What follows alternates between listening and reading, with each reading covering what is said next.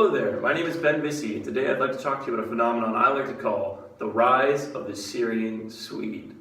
Now, the Syrian civil war has left 5 million Syrians displaced outside of Syria. A lot of these Syrians have come to Europe hoping for a better life and more opportunities. How European countries react to this Syrian refugee crisis is going to determine their role and relative power inside of Europe for the coming decades. A lot of these refugees have been attracted to the Nordic countries because of their incredible social welfare states. Some Nordic countries, like Norway and Denmark, have decided to keep their doors closed, while other countries, like Sweden, have kept their doors open and let in more refugees than their neighbors. We have to ask ourselves, why is Sweden deciding to let in more refugees than everyone else? Now, if we look at this graphic, we can see that Sweden has taken the second most applicants total, at right around 30,000, and the most total per 100,000 per population. This is without a doubt an outlier from its other Nordic brethren. Now, when trying to answer the question, why is Sweden taking in the most migrants, we have to look at Sweden as a whole. Sweden is without a doubt the biggest power player within the Nordics. It has the highest GDP at $511 billion and the highest population at about 9 million people. This level of power gives it a great ability to break down these migrants and work it into its own social welfare state. But of course, as we all know, just because a country has the ability to do so doesn't mean it necessarily wants to do so. So we have to understand why Sweden would even decide to do this stuff in the first place. One reason why Sweden is taking these migrants is because Sweden wants to be known as a multicultural country.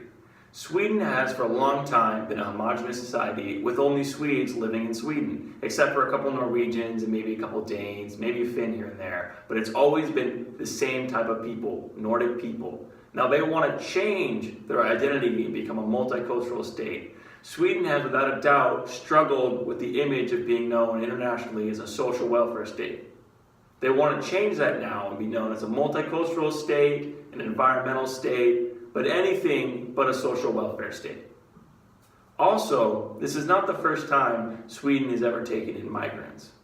Back in the early 2000s, during the Iraq War, Sweden also took in a number of Iraqi migrants and was able to break them down into their society fairly well. This gives them the confidence to take on a project of this scale. Now, it is without a doubt that a project of this scale is going to take an impact on Sweden's social welfare state, the backbone of their country. The way they were able to build that social welfare state is through the homogeneity of its peoples. Everyone was a Swede, everyone had paid into the social welfare state, everyone was going to get something out of the social welfare state.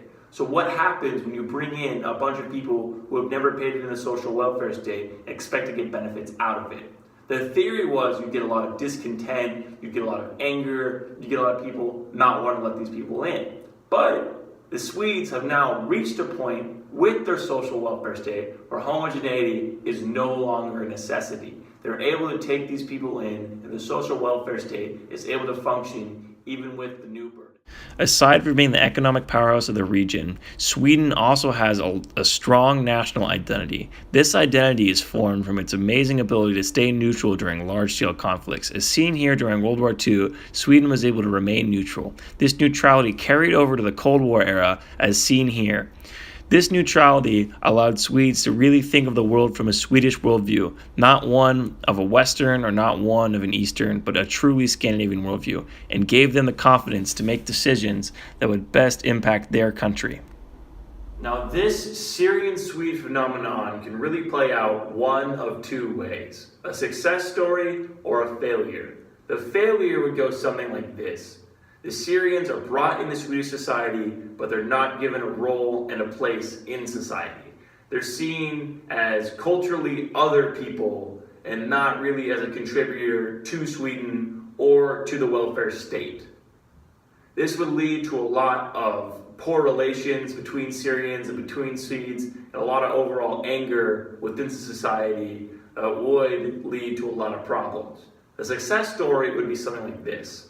Sweden is able to take in these refugees, they're able to give them a role in society, and the Swedes are able to accept them. The Swedes are able to say, hey, we like these parts of your culture, and we want that to become part of our culture. This would be great for everyone, and of course be an international success story. Well, that's my presentation. Thank you so much for watching. I'd like to give credits to my sources. Mass migration, tightening of borders, and emerging forms of staleness in Denmark, Norway, and Sweden. Cultural identity and the formation of subnational and transnational ideologies. Swedish national identity and the perspective of global patterns. Scandinavia and world politics, but none other than Christine Ingebrigtsen. And the Swedish Migration Agency database, as well as the CIA.gov database. Thank you for listening.